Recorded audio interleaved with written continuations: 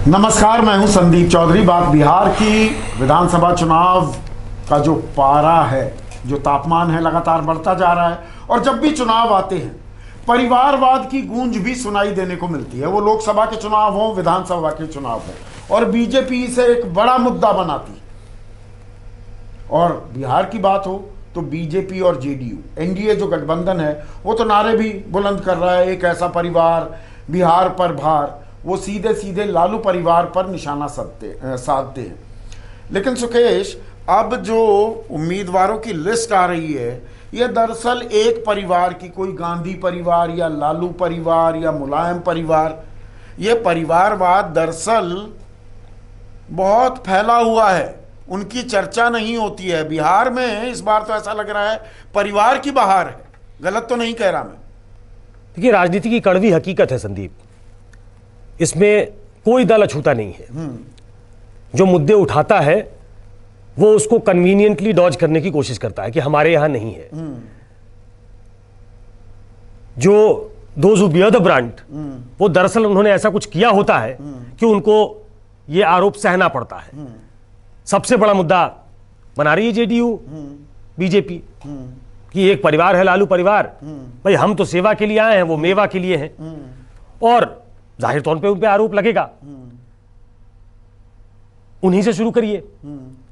लालू यादव केंद्र में मंत्री रहे, बिहार के मुख्यमंत्री रहे, सबसे बड़े नेता रहे आरजेडी के। तो उनके परिवार में अभी क्या है? कितने लोग हैं जो राजनीति में हैं? उनकी बेटी एमपी है, उनकी वाइफ एमएलसी है, उनके दोनों बेटे तेज प्रताप और तेजस्वी यादव एमएलए हैं।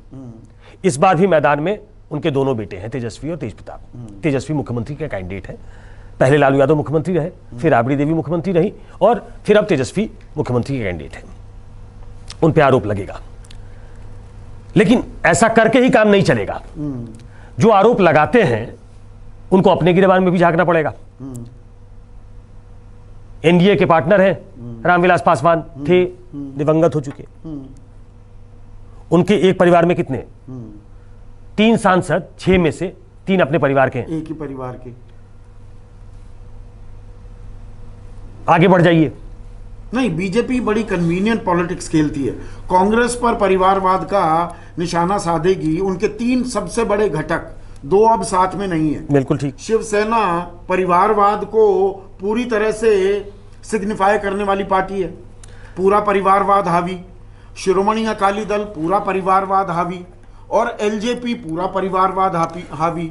पर विपक्ष में दिखता है परिवारवाद, अपने में नहीं दिखता, अपने सहयोगियों में नहीं दिखता। नॉर्थ से साउथ तक चले जाइए, हाँ, किसी भी दल में चले जाइए, जो रीजनल पार्टी हैं, वो एक परिवार के इर्द गिर्द घूमती रही हैं। बहुत कम ऐसी क्या है जिनको उप मुख्यमंत्री आप कोई भी नाम ले लो। झारखंड में क्या है?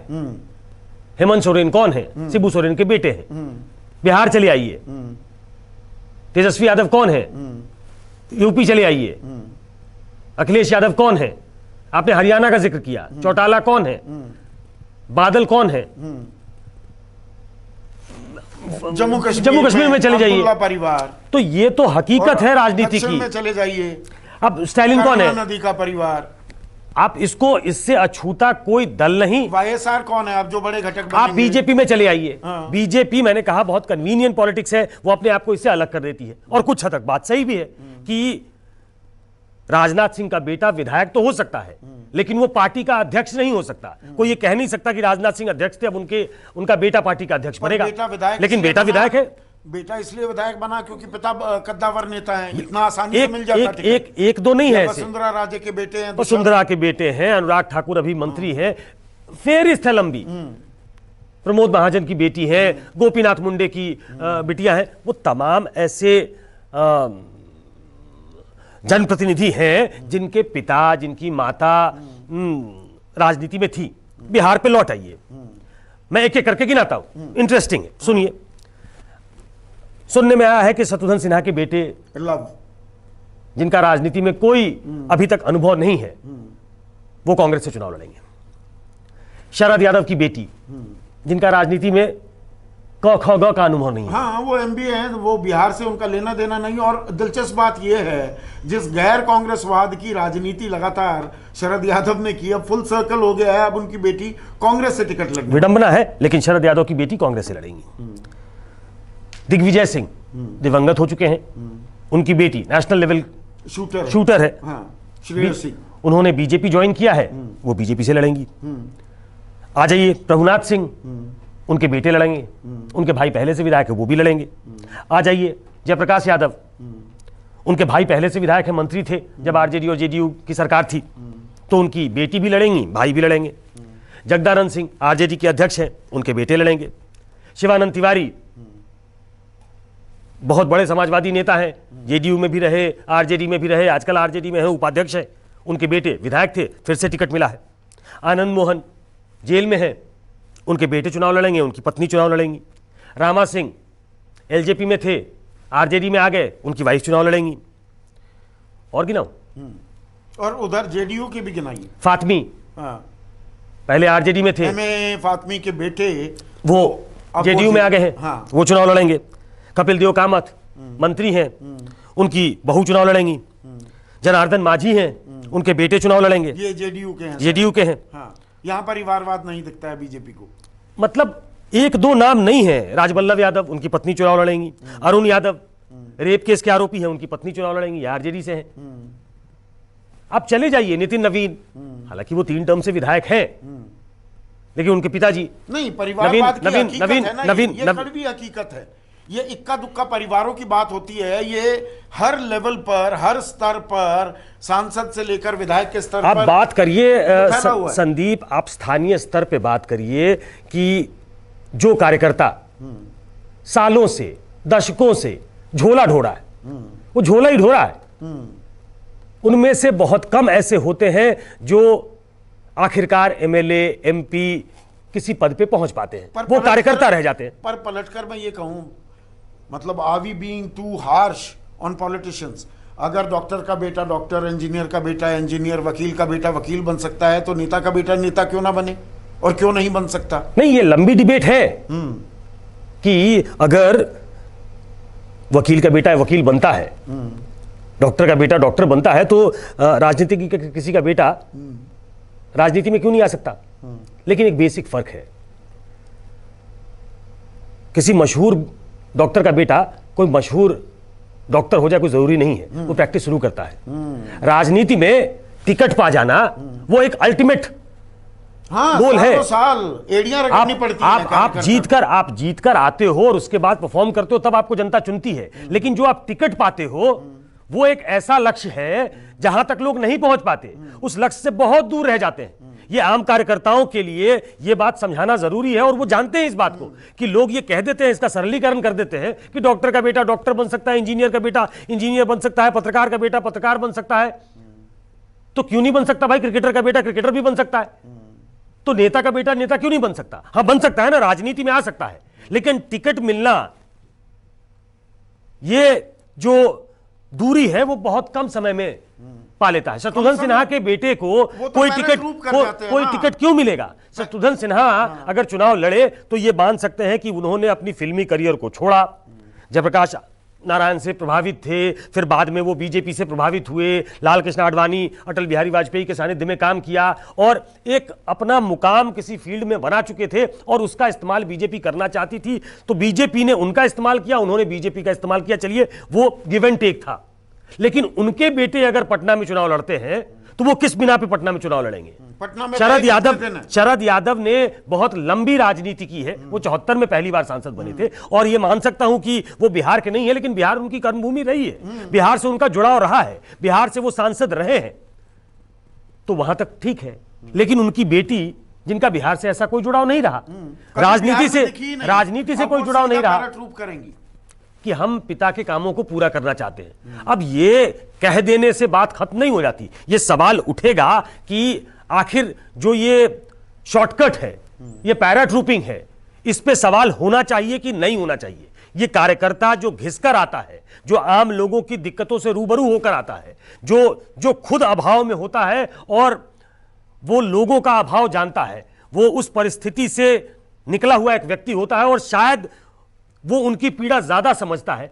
क्या वो रिप्रेजेंटेटिव बनेगा तो राजनीति की दिशा सुधरेगी नहीं, दशा सुधरेगी नहीं। हम दरअसल बहुत सारी चीजों को इग्नोर कर देते हैं क्या सुकेश, कि जो आपने जैसे क्षत्रपों की बात की, क्षत्रपों की चर्चा हो जाती है, पर उनकी छाया तले भी तो और छोटे छोटे क्षत्रप हैं और छोटे छोटे जागीरदार जमींदार बैठे हुए हैं ना।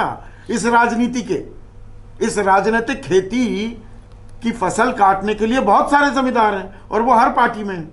हर पार्टी में है, और इसीलिए कोई इस पे करारा प्रहार करना नहीं चाहता है। हाँ। इस साइकिल को कोई तोड़ के आगे बढ़ना चाहता नहीं है, क्योंकि एक उंगली आप दूसरी की तरफ उठाते हो तो चार उंगली आपकी तरफ भी उठती है। और यही इसलिए मैंने कहा कि ये राजनीति की ऐसी कड़वी हकीकत है जिस पे कोई चर्चा करना चाहता नहीं है। पॉलिटिशियंस जो उनके हक का मसला होता है, आपने कभी सुना है कि उनकी तनख्वाह बढ़ने वाली है संसद में, विधानसभा में, तो उस पर कोई चर्चा होती है? वॉइस वोट से फटाक 30 सेकंड नहीं लगते। और उसके पीछे तर्क ये होता है कि आप राजनेताओं को जानते नहीं हो, वो उनकी डीलिंग को जानते नहीं हो, उनका जनसंपर्क को समझते नहीं हो। बिल्कुल सही बात है। मैं बहुत सारे राजनेताओं के यहां आता हूं, जाता हूं, उनसे परिचय है। ये मुश्किल काम है, ये जनसेवा राजनीति कोई आसान काम नहीं है, लेकिन उस पर चर्चा नहीं हो सकती। आप उसको डिस्कोर्स में नहीं ला सकते। वो सब फिर एक हो जाते हैं, एक वर्ग हो जाता है। फिर उसमें कोई बूर्जुआ, कोई प्रोलेटेरिएट नहीं होता, वो सब एक हो जाते हैं और वो बिल पास हो जाता है। तो इन चीजों पे कभी चर्चा नहीं होगी। कार्यकर्ता जो नीचे से, गांव स्तर से, प्रखंड स्तर से ऊपर उठ के अपनी एक जगह बनाने की कोशिश करता है, वो भी हम लोगों को सुनता है, मन ही मन ये समझता होगा कि कोई इशू उठा रहा है। ये क्लोज नेट एक कम्युनिटी है, इसमें अंदर घुस पाना बड़ा मुश्किल होता है। एक सर्कल आपने बना लिया, एक तरीका आपने बना लिया, उसके बाद आपका परिवार ही आगे आएगा। और जो ये जनसेवा की बात होती है, अगर आप राजनेताओं के, अब चुनाव में भी आप देखिएगा, बिहार के चुनाव में जब वो अपनी आय की डिक्लेरेशन करेंगे तो कर रहे हैं जनसेवा, 24 घंटे लोगों के बीच में लगे हुए हैं। पर आप अगर उनकी आमदनी देखेंगे, अगर कोई 2 करोड़ का था तो वो 8 करोड़ का हुआ मिलेगा 5 साल के अंदर। और कर रहे हैं आप जनसेवा, लगे हुए हैं काम में, और आपको एमएलए की तनख्वाह मिलती है और कहीं आपका कोई कमाई का साधन नहीं। पर आपकी इनकम, मैं एक छोटा सा ही उदाहरण दे रहा हूं, 3-4 गुना नहीं, 40-40 गुना के भी बहुत सारे उदाहरण देखने को मिलते हैं। मैनीफोल्ड बहुत बढ़ते हैं। हाँ, समाज सेवा है ना, समाज सेवा है, जन सेवा है, समाज सेवा है। खुद सक्षम नहीं होंगे तो समाज का उत्थान नहीं कर सकते। खुद सक्षम होना जरूरी होता है। इन चीजों पे आप चर्चा करेंगे, उनके एफिडेविट में दिए गए उनके धन संचय पे चर्चा करिए, उनकी प्रॉपर्टी कितनी बढ़ गई है इस पे चर्चा करिए। ये मुद्दे दरअसल बन नहीं पाते और आम जनता भी इसको डिस्काउंट कर देती है। जैसे मैंने एक बार राजनीति के अपराधीकरण पे आपके साथ ही चर्चा कर रहा था, तो मैंने कहा पहले अपराधियों का इस्तेमाल होता था। पहले हर कोई वोट डाल नहीं सकता था क्योंकि वोट डल जाते थे, और उसमें वो बड़े एक फोर्स की तरह काम आने लग गए कि ये वोट डलवाने, जेन्युइन वोटर वोट नहीं डाल पाएगा, बूथ छप गए। जब उन्हें यह लगने लगा कि अरे मैं तो बड़ा कारगर आदमी हूं, तो मैं इनके लिए काम क्यों करूं, मैं अपने लिए क्यों ना करूं। तो धीरे धीरे वो एक्टिव पॉलिटिक्स, सक्रिय राजनीति में आ गए। जिनका इस्तेमाल हो रहा था वो फिर व्यवस्था का इस्तेमाल फिर वो इस्तेमाल करने लग गए नेताओं को और सक्रिय राजनीति में आ गए। तो ऐसे ही इनका प्रवेश हुआ राजनीति में। अगर देखा जाए तो ऐसा ही प्रवेश परिवारवाद का हुआ है। धीरे धीरे धीरे धीरे धीरे धीरे जड़ें और मजबूत हो रही हैं, ये कमजोर नहीं हो रही। ये एक कड़वी हकीकत है जिसे जनता जनार्दन आप हैं, आपको भी इसके बारे में सोचना चाहिए। आज के लिए, अभी के लिए बस इतना ही। नमस्कार।